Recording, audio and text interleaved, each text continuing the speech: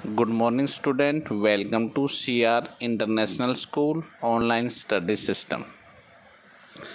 Class 11th Commerce, Lesson number 6, Accounting Equations and Topic Illustrations and Rules of Debit and Credit. तो first of all 8 questions आपने previous assignment में किए।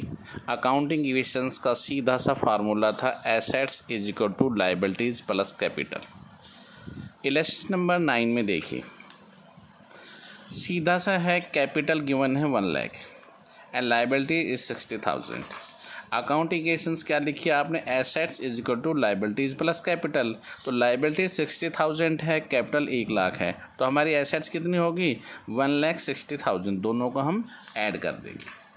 Next election number 10 में देखिए, total assets आपको 2 लाख दे रखी है और कैपिटल कितनी दे रखी है 1,50,000 दे रखी है। तो क्रेडिटर का मतलब होता है लायबिलिटीज़ क्या होगी। अब इक्वेशन वही है, assets is equal to liabilities plus capital. अब लायबिलिटीज निकालेंगे तो क्या होता है, एसेट्स हमेशा ज़्यादा होती है। एसेट्स दो चीज़ों का जोड़ है, लायबिलिटीज़ और कैपिटल का। तो लायबिलिटीज़ जब निकालेंगे तो एसेट्स माइनस कैपिटल होगा और जब कैपिटल निकालेंगे तो एसेट्स माइनस लायबिलिटीज़ होगा। तो 10th क्वेश्चन के अंदर क्या है, एसेट्स 2 लाख है, कैपिटल 1,50,000 है, तो क्रेडिटर या लायबिलिटीज़ कितने होंगे 50,000। इलेक्शन नंबर 11 के अंदर क्या दे रखा है आपको, एसेट्स गिवन है और 1 अप्रैल को उसकी कैपिटल दे रखी है। 1 अप्रैल का मतलब this is the opening capital. देखिए 1 अप्रैल ओपनिंग होता है, 31 मार्च उसका क्लोजिंग कैपिटल होती है। तो यहाँ पर एसेट्स दे रखी है और लायबिलिटीज दे रखी है, तो आपको क्लोजिंग कैपिटल नहीं दे रखी है, तो क्लोजिंग कैपिटल आ जाएगी आपकी assets is equal to liabilities plus capital. अभी मैंने बताया था कैपिटल बराबर क्या हो जाएगी, एसेट्स माइनस लायबिलिटीज। 7,80,000 में 70,000 घटा देंगे तो हमारी कैपिटल क्लोजिंग कितनी आ गई 7,10,000। देखिए प्रॉफिट कैसे, मेरे पास 100 रुपये हैं और क्लोजिंग में जाके 150 रुपये हो जाते हैं, तो मुझे कितने का प्रॉफिट हुआ 50 रुपये का प्रॉफिट हुआ। और 100 रुपये हैं और 80 रुपये हो जाते हैं तो मुझे कितने का लॉस हुआ 20 रुपये का। तो ओपनिंग में मेरे पास 5 लाख थे, क्लोजिंग में मेरे पास कैपिटल होगी कितने की 7,10,000 की, तो मैंने कितना प्रॉफिट कमाया 2,10,000। तो प्रॉफिट का फार्मूला सीधा आएगा closing capital minus opening capital. Next illustration number 12 के अंदर क्या दे रखा, देखिए स्टार्टेड बिजनेस का रखा 1 अप्रैल 2011 को, this is your opening capital. तो ओपनिंग कैपिटल कितनी दे रखी है 7,50,000, इधर क्लियर। और उसने लोन कितना ले रखा है 2 lakh, this is your liabilities. भी लोन ले रखा है तो इसका भुगतान करना होगा आपको। और 31 मार्च 2012 को ये आपको क्या दे रखी है, this is your closing assets. Assets कितनी दे रखी है 15 लाख रुपए। Find out of his capital, उसकी पूंजी निकालिए और उसका प्रॉफिट निकालिए। अब फिर वही फार्मूला, कैपिटल बराबर assets minus liability. Closing word इसलिए यूज कर रहे हैं कि क्लोजिंग में कितना बचा उसके पास, क्योंकि क्लोजिंग एसेट्स कितनी है 15 लाख, लायबिलिटी कितनी है 2 लाख रुपए लोन ले रखा है, तो उसकी कैपिटल कितनी होगी 13 लाख 13 लाख। अब देखिए ओपनिंग कैपिटल सवाल में गिवन है 7,50,000 और क्लोजिंग में 13 लाख, तो कितना प्रॉफिट कमाया 13 lakh minus 7,50,000 is equal to 5,50,000। B question same illustration A को ही ले रहा है। तो ए में क्या था, क्लोजिंग कैपिटल आपको 13 लाख पता है, इसने एडिशनल कैपिटल लगा रखी है और ड्राइंग्स। देखिए ड्राइंग्स क्लोजिंग कैपिटल में ऐड कर देते हैं। क्लोजिंग कैपिटल फॉर्मूला क्या होगा सुन लीजिए, प्रॉफिट बराबर होगा closing capital add drawings less opening capital and less additional capital. Is that clear. तो क्लोजिंग कैपिटल गिवन है सवाल में 13 लाख रुपए, विड्रॉन कितना किया उसने 40,000, उसको ऐड कर दीजिए। एडिशनल कैपिटल कितनी लगाई थी 1,25,000 और ओपनिंग कितनी दे रखी है 7,50,000 दे रखी है, तो इसने प्रॉफिट कितना कमाया बी केस के अंदर 4,65,000। ओके नेक्स्ट है, इसके अंदर आपने बताना है increase one assets and decrease another assets, तो इसका इफेक्ट क्या पड़ेगा।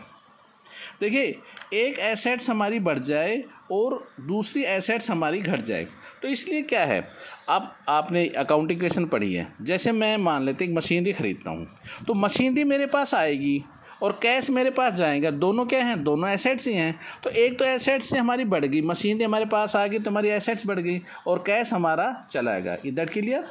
सेकंड केस क्या है? सेकंड केस में क्या है, increase in assets and increase in liability. Assets भी बढ़ जाए और लायबिलिटी बढ़ जाए। आप उधार खरीद लीजिए, मशीन में उधार खरीदूंगा तो मशीनरी भी आएगी और मांगने वाले भी आएंगे तो लायबिलिटी भी बढ़ जाएगी। थर्ड केस क्या है, increase in assets and increase owners capital. Capital introduce the by the proprietor. Increase, जब मेरे पास कैपिटल आएगी, मालिक पूंजी लगा देगा तो कैश भी बढ़ेगा और कैपिटल भी बढ़ेगी। ओके, नेक्स्ट है डिक्रीज इन एसेट। एसेट्स भी घट जाए और लायबिलिटीज भी। क्रेडिटर की पेमेंट कर दो, तो क्रेडिटर की जब पेमेंट हम करेंगे तो हमारे पास से कैश चला जाएगा और क्रेडिटर भी कम हो जाएगा। कोई भी एग्जांपल आप ले सकते हैं। Next, decrease in assets. Assets भी घट जाए और ओनर की कैपिटल विड्रॉन कर लीजिए, पैसे निकाल लीजिए। और कौन निकाले? फॉर पर्सनल यूज़ के लिए मालिक निकाले। मालिक जब निकालेगा तो क्या हो जाएगा, हमारा कैश भी घट जाएगा और ओनर की कैपिटल भी घट जाएगी। Is that clear? ये तो थे इलस्ट्रेशन आपके 9 to 30। अब देखिए नेक्स्ट कंसेप्ट क्या है, rules of the debit and credit. Meaning of debit credit आप अच्छी तरह जानते हैं। कोई भी अकाउंट जब बनाते हैं तो उसकी साइड होती है debit and credit sides. Okay, तो रूल्स क्या हैं डेबिट क्रेडिट के लिए? हम दो अप्रोचेज पढ़ेंगे। एक है अमेरिकन अप्रोचेज जिसे मॉडर्न अप्रोचेज बोलते हैं, और दूसरी है इंग्लिश अप्रोचेज जिसे ट्रेडिशनल अप्रोच बोलते हैं। इंग्लिश जो अप्रोच होती है उसका दूसरा नाम है डबल एंट्री सिस्टम। आगे जाकर हम जो नेक्स्ट लेसन पढ़ेंगे वो डबल एंट्री सिस्टम का होगा, उसका डिस्कशन हम वहाँ पे करेंगे। हम केवल यहाँ पर करेंगे अमेरिकन अप्रोचेज या मॉडर्न अप्रोचेज क्या होती है। बहुत ही सिंपलिसिटी है अमेरिकन अप्रोचेज के अंदर।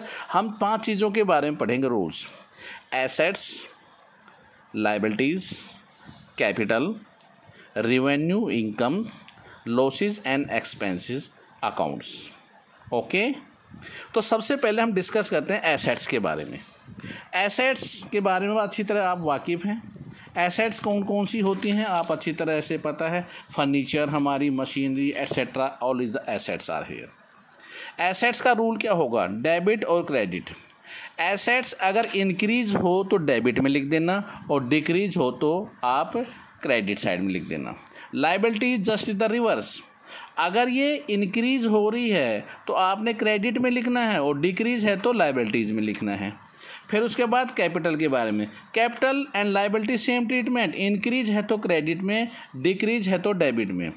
Income also same treatment, increase credit में और डिक्रीज डेबिट में। और लॉस और एक्सपेंसेस का एसेट्स वाला ट्रीटमेंट होगा, इंक्रीज डेबिट में और डिक्रीज क्रेडिट में। इन पांचों को करने के बाद एक एक्सप्रेशन कंक्लूजन में निकालता हूँ, बहुत ही ईजिली आसान समझना। एसेट्स और एक्सपेंसेस पे एक रूल होगा, एसेट्स और एक्सपेंसेस में। एसेट्स और एक्सपेंसेस अगर बढ़ते हैं तो डेबिट में लिख देना, घटते हैं तो क्रेडिट में लिख देना। Is that clear? और लायबिलिटीज़, कैपिटल और इनकम पे एक रूल होगा, अगर ये बढ़ते हैं तो आपने क्रेडिट में लिखना है और घटते हैं तो ये डेबिट में लिखना है। Is that clear? Okay, stay home, stay safe, goodbye, thank you.